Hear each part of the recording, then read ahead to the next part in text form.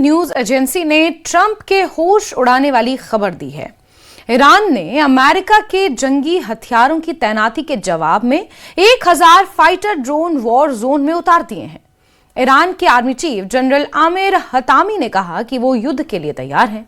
उधर president Putin ने चेतावनी दी है कि अगर उनकी नजर फारस की खाड़ी पर बनी हुई है। पुतिन के साथ 10 मुस्लिम देशों ने ईरान के लिए युद्ध लड़ने के सिग्नल दे दिए हैं।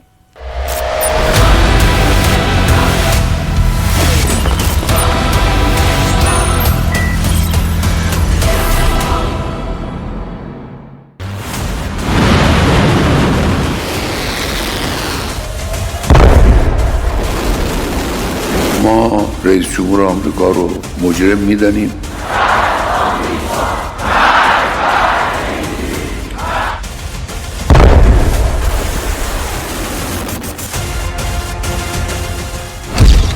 ट्रंप से ईरान के 10 मुस्लिम देशों का युद्ध।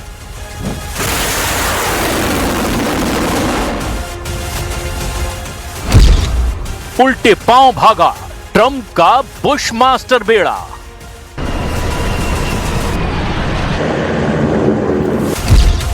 आर्माडा को ईरान ने दिया मृत्युदंड।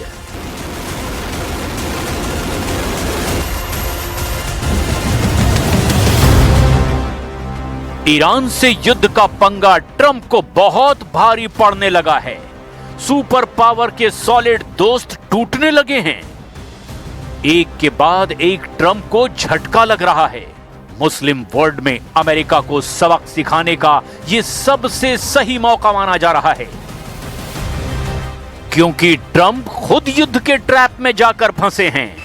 ईरान को जंगी हथियारों से घेरने वाले अमेरिका को अब जान बचाना मुश्किल लगने लगा है। ईरान अमेरिका के हमले से पहले ही तहलका मचाना शुरू कर चुका है।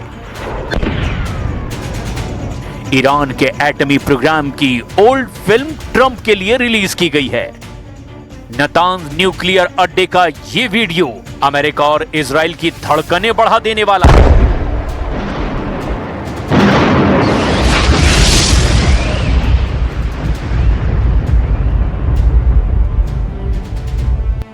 वीडियो में खामनेई की परमाणु पावर का ट्रेलर है। वीडियो में ईरान के विस्फोटक मिसाइलों का भंडार है। वीडियो में ईरान की मिसाइलों के हमले से मचने वाली तबाही दिखाई गई है।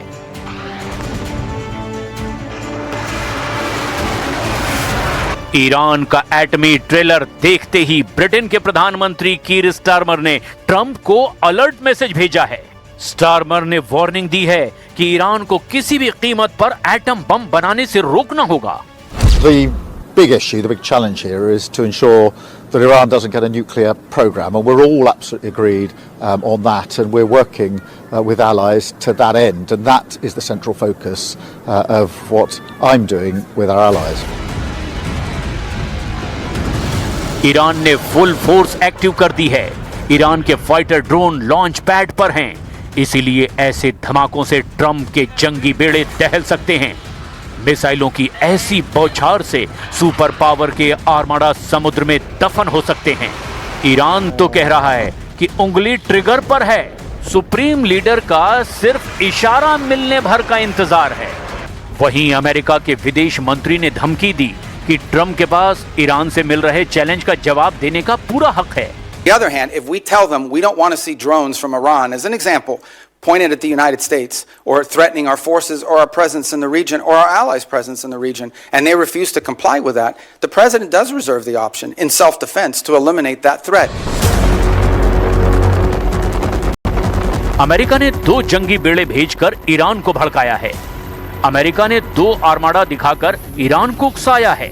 शुरुआत ट्रंप की तरफ से हुई है, इसीलिए ईरान ने अमेरिका को 19 जख्म देने की तैयारी कर ली है। सुपर पावर की मिलिट्री पावर का गुरूर तोड़ डालने वाला प्लान बिल्कुल रेडी है। अली खामनेई के सलाहकार अली शामखानी ने धमकी देते हुए कहा कि ट्रंप ने लिमिटेड स्ट्राइक का भ्रम पाल रखा है, लेकिन किसी भी ओर से और किसी भी लेवल पर हमला हुआ तो ऐसा जवाब दिया जाएगा जिसकी कल्पना भी अमेरिका ने कभी नहीं की होगी। अमेरिका के लिए खतरा 4 फ्रंट से है। अमेरिका फारस की खाड़ी में अकेला पड़ता दिख रहा है। इजराइल के अलावा फिलहाल सुपर पावर को युद्ध में साथ देने वाला दूसरा कोई ताकतवर देश दिखाई नहीं दे रहा। सऊदी अरब के क्राउन प्रिंस मोहम्मद बिन सलमान ने ईरान पर हमले के लिए अपनी जमीन के इस्तेमाल होने से साफ मना कर दिया है। प्रिंस सलमान के बाद संयुक्त अरब अमीरात के राष्ट्रपति शेख मोहम्मद बिन जायद अल नहयान ने भी ट्रंप को हमले के लिए अपनी जमीन देने से ना कह दिया है। खाड़ी देशों में ये माना जा रहा है कि जो फैसला सऊदी अरब लेगा वो मुस्लिम वर्ल्ड का फैसला होगा, यानी कतर, बहरीन, कुवैत और ओमान ट्रंप को जोर का झटका दे सकते हैं। ट्रंप को इन देशों से बड़ी परेशानी तुर्की ने दे दी है। तुर्की ने ईरान को बैकअप देना शुरू कर दिया है। एर्दोआन ईरान अमेरिका टकराव में कूद पड़े हैं।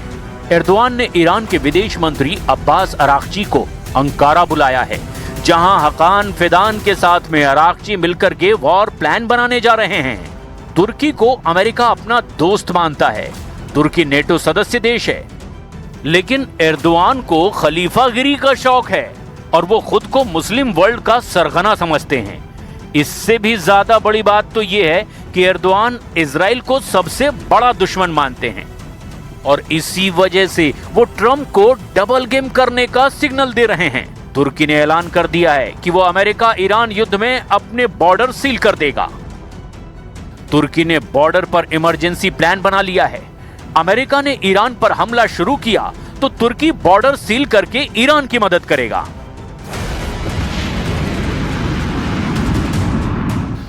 ईरान के साथ युद्ध में मुस्लिम देश एकजुट हो रहे हैं क्योंकि यूरोप के देशों ने ईरान पर प्रेशर बढ़ा दिया है। यूरोप में ईरान के रेवोल्यूशनरी गार्ड कॉर्प्स को टेरर संगठन की मोहर लगाने का मिशन शुरू हो चुका है।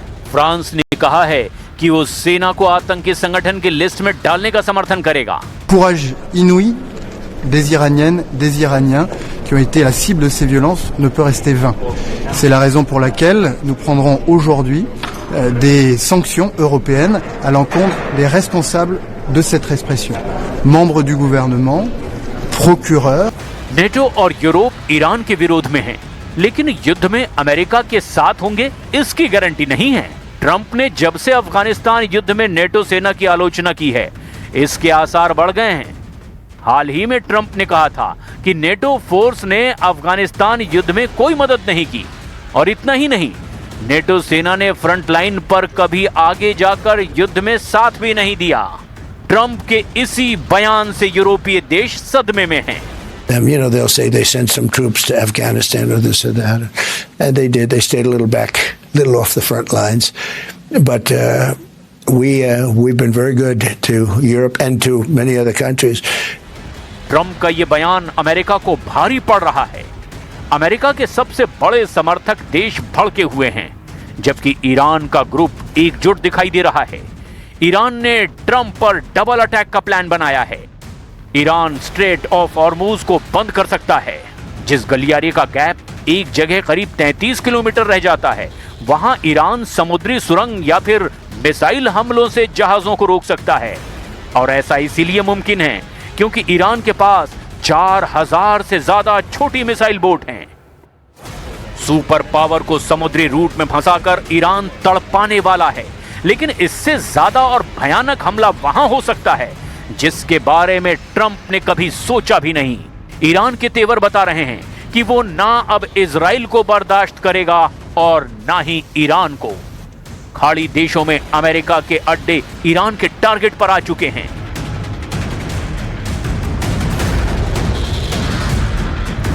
ईरान के आसपास अमेरिकी सेना के कई मिलिट्री बेस हैं और इनमें कुल 40,000 से ज्यादा अमेरिकी सैनिक तैनात हैं। इसमें कुवैत के 10 सैन्य अड्डे हैं और यहां अमेरिका के 13,000 से ज्यादा सैनिक हैं।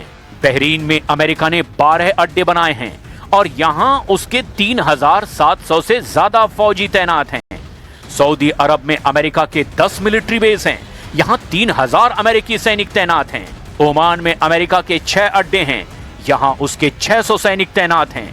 संयुक्त अरब अमीरात में अमेरिका के 3 अड्डे हैं और यहां उसके 5,000 सैनिक तैनात हैं। कतर में अमेरिका का सबसे बड़ा मिलिट्री बेस है और यहां 13,000 अमेरिकी सैनिक रखे गए हैं। ये वो देश हैं जहां से ईरान बहुत ज्यादा करीब है। ईरान जानता है कि अमेरिका ऐसी ताकत है जिसका वो सीधा सीधा मुकाबला नहीं कर सकता, लेकिन इजराइल को बर्बाद करके ईरान अपना हिसाब बराबर कर लेगा। ईरान ने अगर अमेरिका के सैन्य अड्डों को उड़ा दिया तो फिर वो युद्ध में जीत के करीब होगा। अली खामनेई युद्ध जीतने के बाद क्या करेंगे, इसे वो बता चुके हैं। ईरान में हुए हिंसक प्रदर्शन और मौत का जिम्मेदार वो ट्रंप को मानते हैं। जाहिर है सजा भी खौफनाक होगी। با یه چنین دولتی مذاکره نباید کرد. مذاکره کردن عاقلانه نیست، هوشمندانه نیست، شرافتمندانه نیست. ईरान के एटमी कारखाने एक्टिव हैं। ईरान ने हथियार के ट्रिगर पर उंगली रखी हुई है, जिसका वो ऐलान कर चुका है।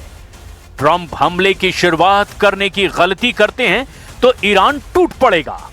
ईरान के साथ इस बार अमेरिका को मुस्लिम वर्ल्ड के 20 देशों से टकराना पड़ सकता है, यानी ऐसा युद्ध जिसमें एक खेमा पूरी तरह खत्म होगा, तभी लड़ाई खत्म होगी।